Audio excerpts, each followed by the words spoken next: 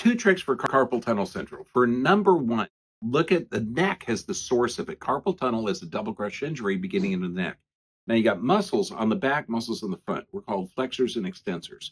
Normal strength ratio should be a 5-to-4 ratio. So what happens in carpal tunnel, pinched nerve up here causes a weakening of the extensors. So one of the greatest exercises is the number 32 rubber band. You put it around your hand and you go flower bud to claw, flower bud to claw.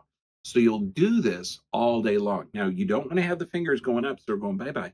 Okay, you want flower bud to claw, but when you're doing it, you're not doing it like this. You got to restore the curve in the neck so you get that good nerve supply. And you can do this down, up, around, but make this and do this for, make it like a nervous habit. When you fatigue out, do it again.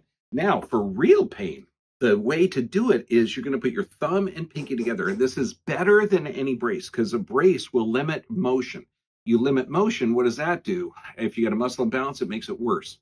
So put your thumb and pinky together. This goes around the base of the long bones here. They're called metacarpals. And so when you go around, you're forming that tunnel right there, right there. That's what you're forming. And you don't need to do it too tight, just one layer. I like electric tape because it doesn't stick to fur, so it's kind of nice, but it maintains the integrity of the tunnel. Then this won't wake you up at night and everything else. But as soon as you're done with this, because it's so easy to correct carpal tunnel, you're talking maybe a couple of weeks at the most, and then you throw this tape away. But this will maintain, give you full range of motion, and it'll take the pressure off that median nerve.